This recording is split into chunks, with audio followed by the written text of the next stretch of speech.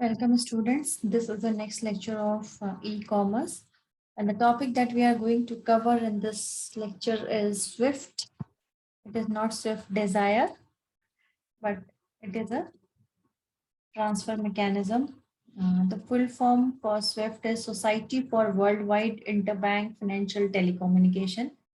So it is a kind of a global messaging software, and it is headquartered in Brussels, Belgium. It is global member owned cooperative. ठीक है, तो इसका main function क्या है? We have studied about IMPS, RTGS, NEFT, ये सब हमने पढ़ लिए. We are talking about national payments. अब हम यहाँ बात करेंगे क्रॉस बॉर्डर की. ठीक है, it allow financial entities to send and receive messages about financial transactions. Financial entities के बीच में हमारा रिसीविंग और सेंडिंग होगी मैसेजेस की, and that too in a secure, standardized and reliable manner. It was founded in 1973 to develop a secure electronic messaging service and common standards to facilitate cross-border payments. हमने बात की कि हम यहाँ पे स्विफ्ट की जब बात कर रहे हैं तो हम क्रॉस बॉर्डर पेमेंट की बात कर रहे हैं. And the messages in this are encrypted to protect the confidentiality. So what is the importance of SWIFT in India? India में इसका क्या importance है?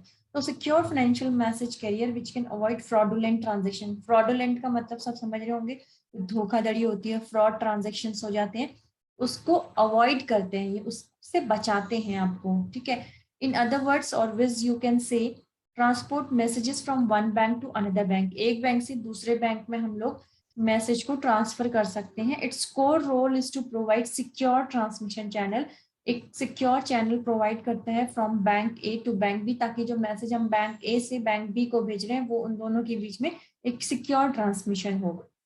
और बैंक बी इन रिटर्न हमें क्या बताएगा कि हमने ही मैसेज रिसीव किया है, जो बैंक ए की तरफ से आया है, किसी और ने उसको मैसेज रीड नहीं किया है, और ना वो ऑल्टर किया गया है. जैसा जैसा मैसेज था बैंक ए की तरफ से, वैसा ही मैसेज हमने रिसीव किया है. Now bank should have checked in place before actual sending the message. अब ये है कि हमें ये ध्यान में रखना है कि हम कहाँ मैसेज भेज रहे हैं. ऐसा नहीं कि हमने बहुत केयरलेसली एकदम से मैसेज भेज दिया और फिर उसके बाद आप पैनिक कर रहे हो. That is not done. इस तरह का ही एक फेलियर हुआ था जो पीएनबी का केस था. उसमें there was a link missing between the swift and the जो भी बैकएंड सॉफ्टवेयर होता है बैंक का, उन दोनों के बीच में एक link was missing. This allowed the fraudsters to use letter of misunderstanding or loan request to another bank through SWIFT network to transfer funds. अब इसकी वजह से क्या हुआ, जो fraudsters थे, जो धोखाधड़ी कर रहे थे, they got a chance to enter into in between, and they got the loan request through SWIFT software. So SWIFT payment are a type of international transfer sent via the SWIFT International Payment Network. हम cross border payments की बात करें. It is a messaging network that financial institution use to securely transmit information and instructions through standardized system of codes. ऐसा नहीं है कि randomly जो message हमने भेजा है वही फॉरवर्ड होता है. During the transmission channel वो encrypt हो जाता है and then it got transmitted. Now your bank will charge some amount of fee for this service, and it varies according to the transfer. हो सकता है कि आप यहाँ से स्विट्जरलैंड भेज रहे हैं किसी बैंक में, then the charges may vary, or when you are sending to a bank of USA, the charges may vary. So it depends on transfer to transfer case. So when the money is in transit, so the correspondent bank in between may deduct the handling fee. वो बोला कि जैसे bank charge फी करता है वैसे handling फी भी आपकी deduct हो सकती है, डिपेंडिंग ऑन द पॉलिसीज क्या है उनकी. तो on the basis of that आपकी अमाउंट डिडक्ट हो सकता है.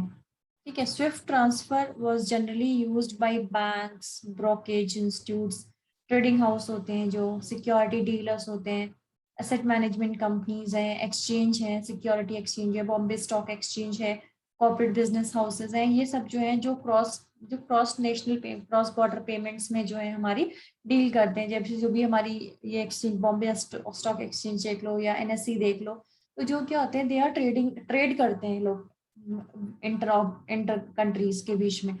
तो वहाँ पे पेमेंट्स बहुत फ्रीक्वेंटली होते हैं, one country to another country, so they generally use this type of payment software.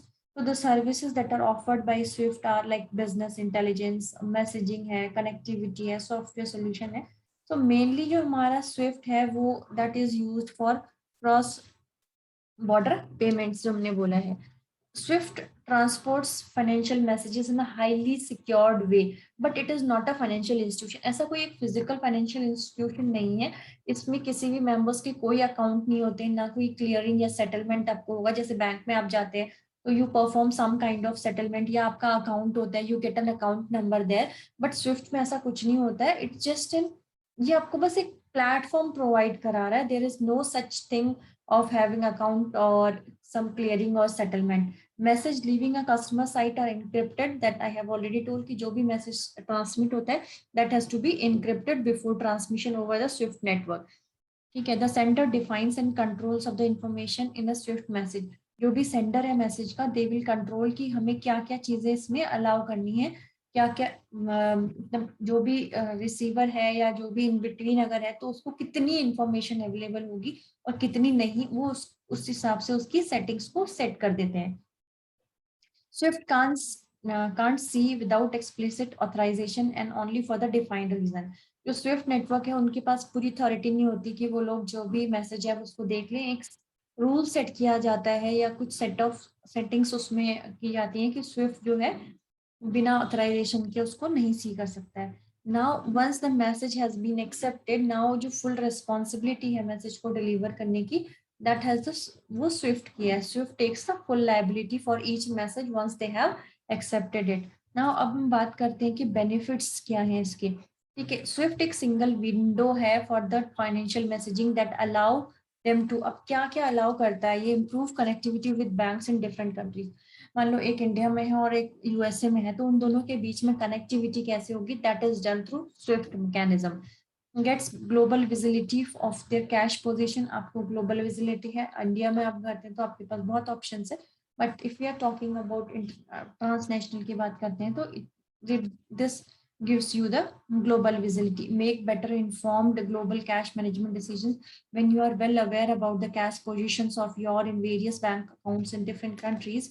You can make better decision जब आपको पता होगा कि आपके किस बैंक में कितनी अमाउंट है या जो भी है, so it will help you in making better decisions.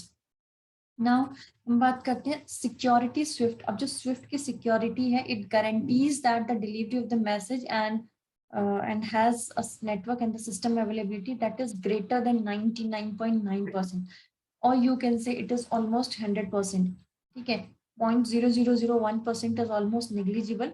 So आप इसको ऑलमोस्ट 100% यू कैन कंसिडर कि ये बहुत सेफ है और ये गारंटी करता है आपके मैसेजेस की डिलीवरी की.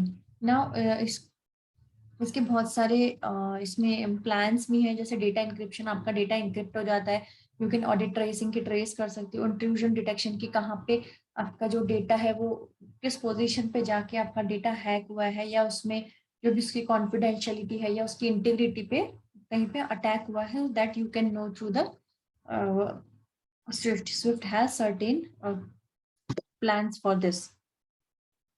Then हम बात करते हैं businesses who use Swift to exchange financial information safely and securely can lower their cost. अपनी cost को क्या कर सकते हैं, lower कर सकते हैं. They reduce the operational risk.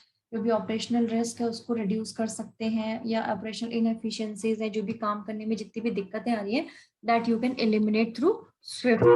So if अगर हम simple language में इसको समझें, और पूरा क्रक्स जो लेक्चर का है पूरा 10 मिनट्स का, दैट इज कि Swift is a platform that is providing us a secure way to deliver the messages across the nations. आप जो across the nation है, different countries के बीच में जो भी आपकी मैसेजिंग होनी है, that is done through Swift in an encrypted and highly secured manner. And it is not a financial institution. कोई financial institution नहीं है इसमें, कोई बैंक अकाउंट या कोई भी आपकी क्लियरिंग या सेटलमेंट नहीं होगी. It's just a platform, or you can say it's a kind of mediator. So this was all about Swift. Thank you.